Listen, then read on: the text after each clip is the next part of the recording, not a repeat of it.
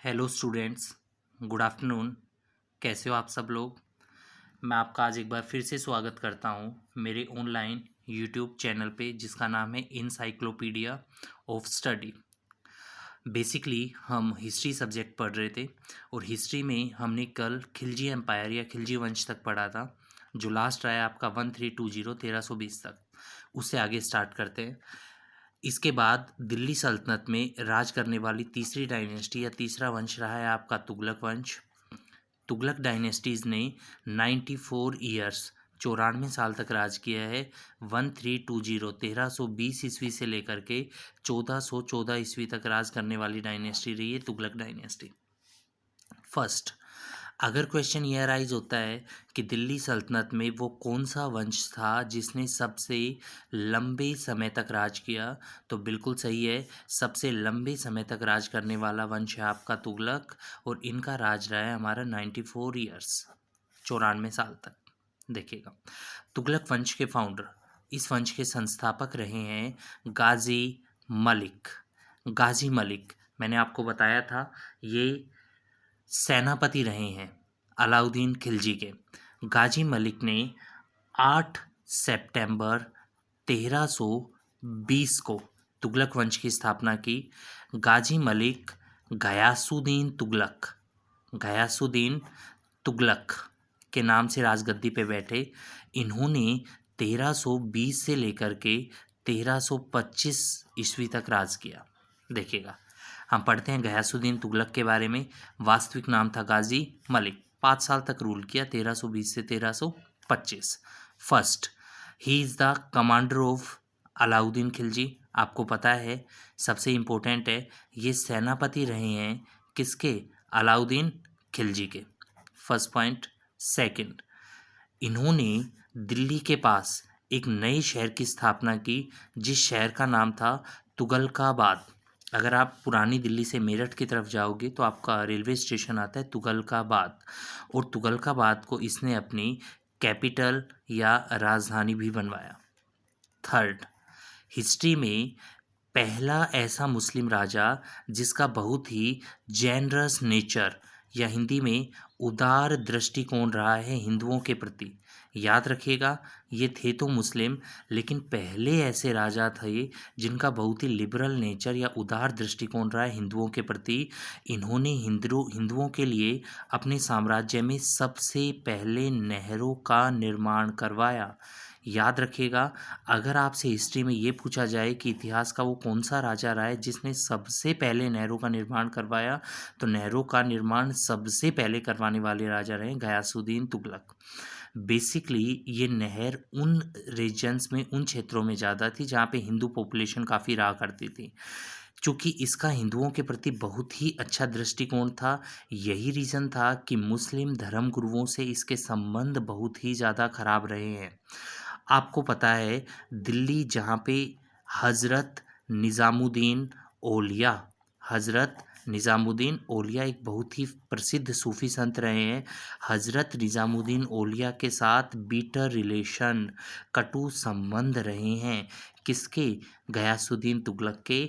और कटु संबंध रहने का सबसे बड़ा कारण था कि इसका हिंदुओं के प्रति बहुत ही ज़्यादा उदार दृष्टिकोण होना और हिंदुओं के लिए बहुत बड़ी मात्रा में नहरों का निर्माण करवाना। यही रीज़न था कि हज़रत निज़ामुद्दीन औलिया ने इसके बेटे जूना खां को भड़काया और जूना खां द्वारा इसकी 1325 1325 में हत्या करवा दी गई। ठीक है, और इसी के साथ इस राजा का टाइम पीरियड ख़त्म होता है। इसका टाइम पीरियड रहा है 1320 से लेकर के 1325। 1325 में नए राजा बनते हैं जूना खां। देखिएगा, 1325 1325 से लेकर के 1351 तक राजा रहे, 26 सालों तक जूना खां।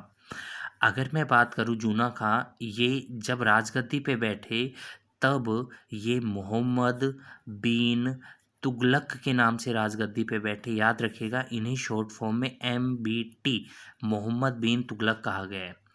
देखिएगा, अगर मैं मोहम्मद बिन तुगलक की बात करूं तो मोहम्मद बिन तुगलक, जैसा कि आपने थंबनेल में देखा होगा, ये इतिहास का सबसे पढ़ा लिखा और सबसे मूर्ख राजा था।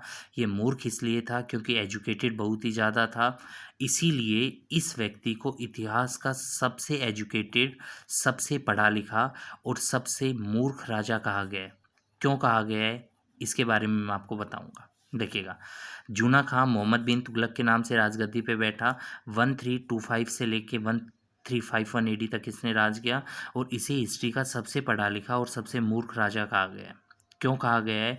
इस पढ़े लिखे राजा ने अपनी लाइफ टाइम कुछ ऐसे डिसीजन लिए या कुछ ऐसे निर्णय लिए, जो निर्णय तो अच्छे थे, उनमें कोई पढ़ा लिखा व्यक्ति ही ले सकता था, लेकिन उन निर्णयों को लेने का समय बहुत ही ज़्यादा खराब था।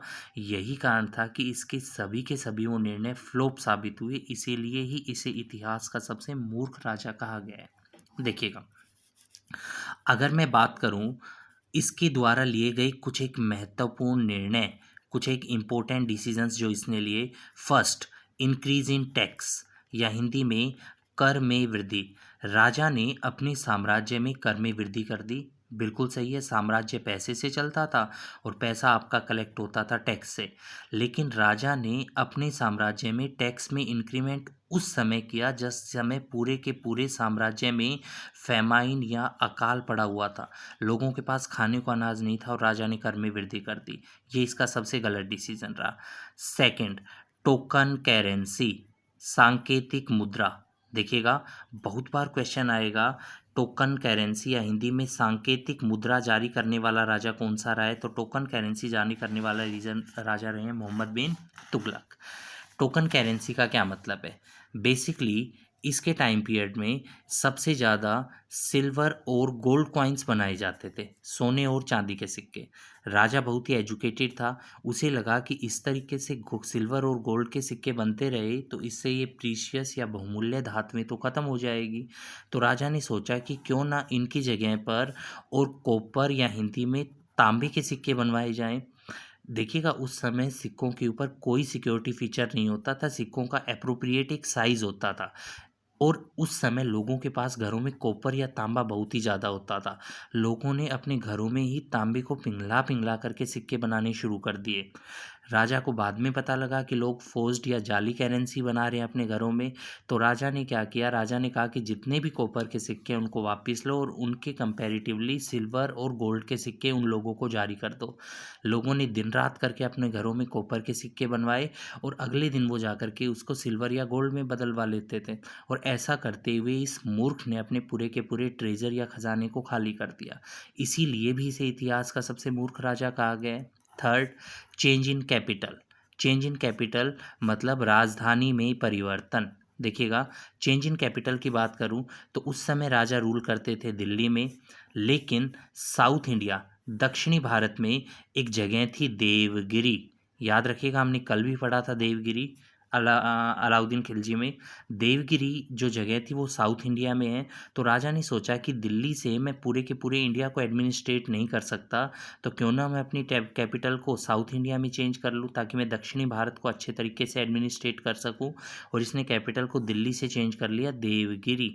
और ये भी याद रखिएगा, कई बुकों में आपको देवगिरी नहीं दौलताबाद नाम देखने को मिलेगा। तो देवगिरी को प्रेजेंट डे में दौलताबाद के नाम से भी जानते हैं। जैसे ही इसने राजधानी को चेंज करने की कोशिश की, बताते हैं इसके हिस्टोरियन, इसके इतिहासकार जो रहे हैं बर्नी, उन्होंने बताया कि जिस समय राजधानी में परिवर्तन हुआ उस समय दिल्ली की गलियों में एक श्वान या कुत्ता भी नज़र नहीं आ रहा था। मतलब सब लोगों को वो दिल्ली से लेके कहाँ चला जाता है? देवगिरी। देवगिरी एक छोटा सी शहर था और वो इतनी बड़ी पॉपुलेशन को बसाने में असमर्थ था।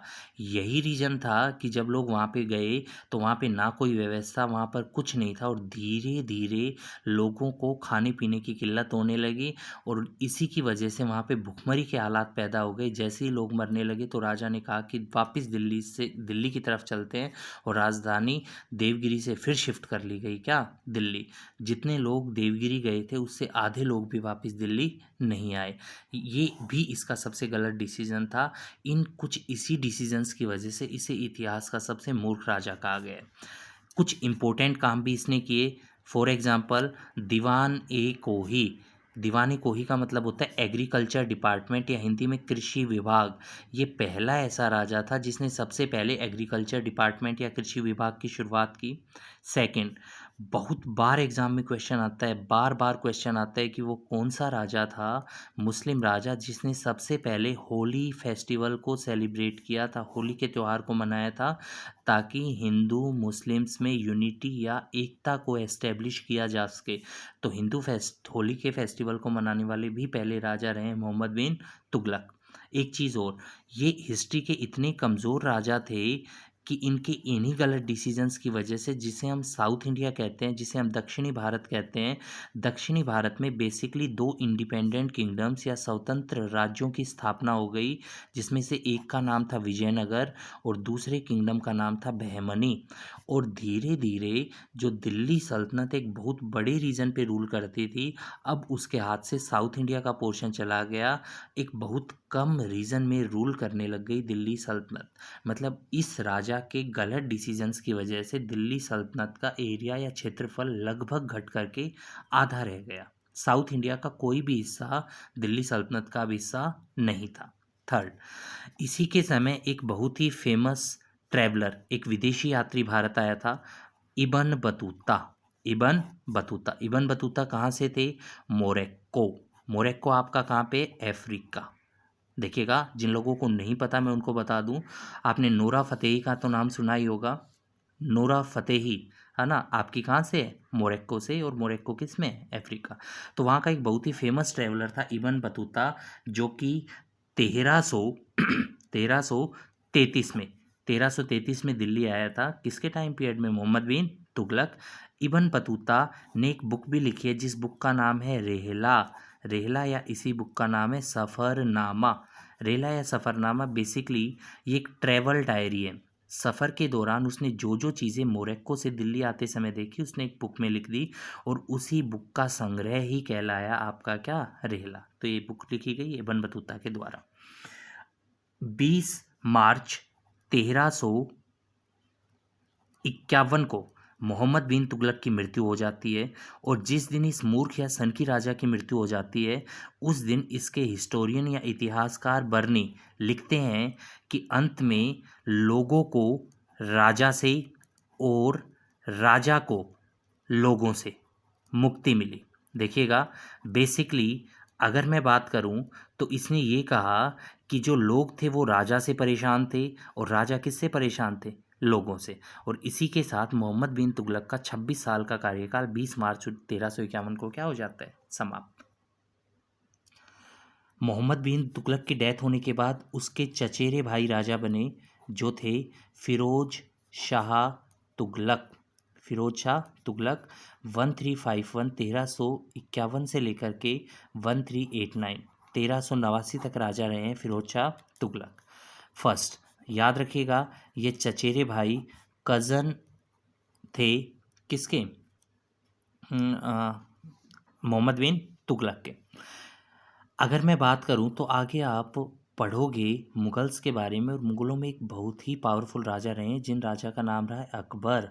फिरोज शाह तुगलक इतने इम्पोर्टेंट राजा थे कि इस राजा को हिस्ट्री में दिल्ली सल्तनत का अकबर कहा गया है। इन्हें दिल्ली सल्तनत का क्या कहा गया है? अकबर। उसका रीज़न था, इस राजा ने एडमिनिस्ट्रेटिव रिफॉर्म्स, प्रशासनिक सुधार बहुत ही ज़्यादा बेहतर किए। वो इतने अच्छे प्रशासनिक सुधार थे जितने अच्छे प्रशासनिक सुधार अकबर ने किए थे, इसीलिए इसे दिल्ली सल्तनत का क्या कहा गया? अकबर। चलेगा। थर्ड, अगर मैं फिरोज शाह तुगलक की बात करूं तो फिरोज शाह तुगलक ने भारत में लगभग 300 नए शहरों का निर्माण करवाया। 300 नए शहर। देखिएगा, हिसार हरियाणा में है, आपका हिसार का नाम पहले हिसार फिरोजा था। फतेहाबाद हरियाणा में है, इसके एक बेटा पैदा हुआ जिसका नाम था फतेह खां, उसके नाम पे इसने एक शहर बसा दिया फतेहाबाद। फिरोज शाह कोटला दिल्ली में है, आपका क्रिकेट स्टेडियम भी है यहाँ पे फिरोज शाह कोटला में। फिरोज़ाबाद फिरोज़ाबाद कांच की चूड़ियों के लिए प्रसिद्ध है आपके उत्तर प्रदेश में। और जौनपुर बनारस के पास आपका जौनपुर। जौनपुर इतना इम्पोर्टेंट शहर रहा है कि इसे सिराज ऑफ इंडिया, भारत का सर भी कहा गया है। तो ऐसे लगभग 300 नए शहरों की स्थापना की फिरोज शाह तुगलक ने। इसके साथ साथ देखिएगा, एक चीज़ में कंफ्यूज मत होइएगा। अगर आपसे कोई ये पूछे कि हिस्ट्री में सबसे अधिक नहरों का निर्माण किसने करवाया, वो राजा कौन था जिसने सबसे अधिक कैनल्स बनवाई, तो वो फिरोज शाह तुगलक थे। और अगर कोई ये पूछे कि नहरें सबसे पहले किसने बनवाई, तो वो आपके आएंगे गयासुद्दीन तुगलक। फिरोज शाह तुगलक के ऐसे क्या इम्पोर्टेंट वर्क थे जिसकी वजह से इसे दिल्ली सल्तनत का अकबर कहा गया। देखिएगा, फिरोज शाह तुगलक ने फर्स्ट ऑफ ऑल उस समय सबसे इम्पोर्टेंट कुछ एक ऑर्गेनाइजेशंस या संस्थाओं की स्थापना की। जैसे उन संस्थाओं की अगर मैं बात करूं, तो एक संस्था थी जिसका नाम था दीवान ए खैरात। देखिएगा, खैरात, खैरात का मतलब होता है कोई भी चीज़ फ्री या मुफ्त में मिलना। राजा को पता था कि उसके साम्राज्य में बहुत से नीडी लोग हैं जिनको पैसे की ज़रूरत रहती है, इसीलिए राजा ने एक अलग से डिपार्टमेंट बना दिया और इस डिपार्टमेंट के तहत वो ज़रूरतमंद लोगों को पैसे खैरात या दान के रूप में देता था। लेकिन राजा उन्हीं लोगों को खैरात देते थे जिनकी बेटियों की क्या होनी होती थी, शादियाँ। तो राजा मानते थे कि इस डिपार्टमेंट से उनको कुछ पैसे दिए जाएं जो उनसे वापस ना लिए जाएं, और ये काफ़ी अच्छा डिपार्टमेंट था। इसके लिए भी इन्हें अकबर के बराबर माना गया है। दूसरा जो डिपार्टमेंट था वो था दीवान ए बंदागान। देखिएगा, दीवान ए बंदागान, बंदागान क्या है बेसिकली, बंदागान आपका गुलाम विभाग है, गुलाम विभाग, स्लेव डिपार्टमेंट। ये ऐसा राजा था हिस्ट्री में जिसके पास सबसे अधिक गुलाम थे। इसके पास 1,80,000 गुलाम या स्लेव थे, जो कि मैक्सिमम थे हिस्ट्री में सबसे ज़्यादा। इन गुलामों की सिचुएशन बहुत ही ख़राब थी। इन गुलामों को किस तरीके से बेहतर काम दिया जाए और इनको अच्छे तरीके से एडमिनिस्ट्रेट किया जाए, इसके लिए इसने एक अलग से डिपार्टमेंट बना दिया जिसका नाम था दीवाने बंदा गान। इसके साथ साथ इसने एक और डिपार्टमेंट बनाया जिसका नाम था दीवाने दारुल शफ़ा। दीवाने दारुल शफ़ा, ये उस समय के खैराती अस्पताल थे। ये वो अस्पताल थे जिसमें लोगों का फ्री में क्या किया जाता था, इलाज। इसके साथ साथ इसने पहली बार मैरिज ब्यूरो और एम्प्लॉयमेंट ऑफिस, रोजगार कार्यालय की क्या की शुरुआत। इसके कुछ यही इम्पोर्टेंट कार्य इसे हिस्ट्री में दिल्ली सल्तनत का क्या बना देते हैं, अकबर। देखिएगा, इसके अलावा इसने कुछ गलत भी काम किए। फॉर एग्जाम्पल, इसने एक नया टैक्स इम्पोज किया, एक नया कर लगाया जिस कर का नाम था जजिया। जजिया कर, ये इतना गलत कर था कि इसे आगे चल कर के अकबर द्वारा बंद किया गया। जजिया क्या कर था, जजिया भारत का पहला नॉन मुस्लिम टैक्स था, गैर मुस्लिम कर। मतलब बेसिकली इसे मुस्लिम नहीं देते थे, ये किनको देना पड़ता था, हिंदुओं को। और हिंदुओं में भी ये पिलग्रिमेज टैक्स था, तीर्थ यात्रा कर था। अगर आप तीर्थ यात्रा के लिए जाओगे, काशी गए, मथुरा गए, वृंदावन गए, तो आपको राजा को क्या देना पड़ता था, टैक्स, जबकि मुसलमानों को कोई टैक्स देने की रिक्वायरमेंट नहीं थी। जजिया इसने किया। सेकंड, अगर मैं बात करूं तो इसने दोबारा से इक्ता व्यवस्था को शुरुआत कर दी। मतलब इसने सैनिकों को अब नगद वेतन ना दे करके बदले में भूमि दान देनी शुरू कर दी।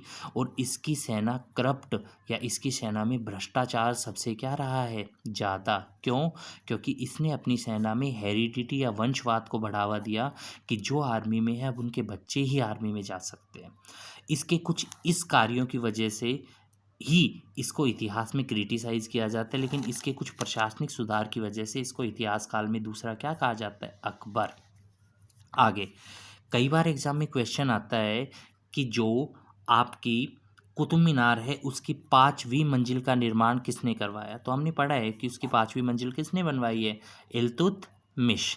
लेकिन आकाशीय बिजली गिरने के कारण और इसकी 5वीं मंजिल ब्रेक या टूट जाती है, और 5वीं मंजिल का दोबारा से निर्माण करवाता है आपका कौन, फिरोज शाह तुगलक। तो ये भी याद रखिएगा कि कुतुब मीनार की 5वीं मंजिल का भी निर्माण करवाया फिरोज शाह तुगलक ने। इसके साथ साथ फिरोज शाह तुगलक ने अपनी बायोग्राफी लिखी है, ऑटोबायोग्राफी लिखी है, सॉरी, जीवनी लिखी है, फुतूहत ए फिरोज शाही। ये इसकी आत्मकथा है, फुतूहत ए फिरोज शाही।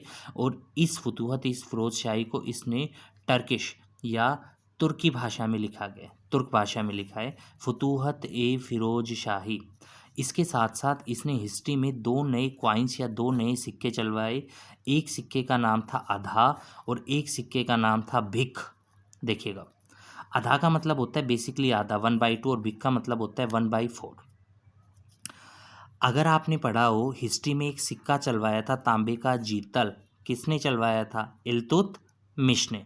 तो जो तांबे का जीतल होता था, उस जीतल का आधा पार्ट क्या कहलाता था? आधा। और उस जीतल का 1/4 पार्ट, एक चौथाई हिस्सा क्या कहलाता था? बिग। अगर मैं बात करूं तो 1389, 1389 में डेथ हो जाती है फिरोज शाह तुगलक की। और फिरोज शाह तुगलक की डेथ होने के साथ ही नए राजा बनते हैं नसरुद्दीन महमूद तुगलक। नसरुद्दीन महमूद तुगलक। देखिएगा, नसरुद्दीन महमूद तुगलक 1389, 1389 से लेकर के 1414 तक क्या रहे? राजा रहे। 1414 तक राजा रहे नसरुद्दीन महमूद तुगलक। ये अंतिम राजा रहे हैं कौन से वंश के? तुगलक वंश के। अब एक चीज़ और याद रखिएगा, मैंने आपको बताया कि ये राजा कब बने थे? 1389 में, या 1389 में मृत्यु होती है किसकी? फिरोज शाह तुगलक की। मैं थोड़ा सा 1389 को चेंज कर देता हूँ, मैंने इसको लिख दिया 1398, 1398। याद रखिएगा 1398 ही वो टाइम पीरियड था जिस समय भारत के ऊपर तैमूर का क्या हुआ था? आक्रमण। तैमूर, याद रखिएगा, मैं सैफ अली खान के लड़के की बात नहीं कर रहा हूँ। तैमूर हिस्ट्री में एक बहुत ही पावरफुल अटैकर रहा है। तैमूर कौन था? ये भारत पर क्यों अटैक करने के लिए आया था? इन सब के बारे में हम नेक्स्ट क्लास में पढ़ेंगे। और आई होप कि अगली क्लास में मैं आपकी दिल्ली सल्तनत को ख़त्म करवा दूंगा, और उसके बाद हिस्ट्री को हम कुछ समय के लिए पोज करेंगे और हम ज्योग्राफी की शुरुआत करेंगे।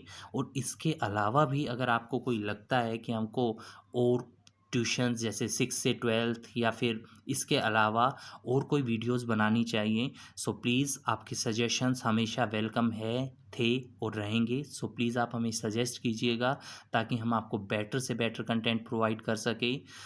ज़्यादा से ज़्यादा वीडियो को शेयर कीजिएगा, चैनल को सब्सक्राइब कीजिएगा, और अच्छी लगे तो वीडियो को लाइक कीजिएगा। इसी के साथ थैंक यू वेरी मच।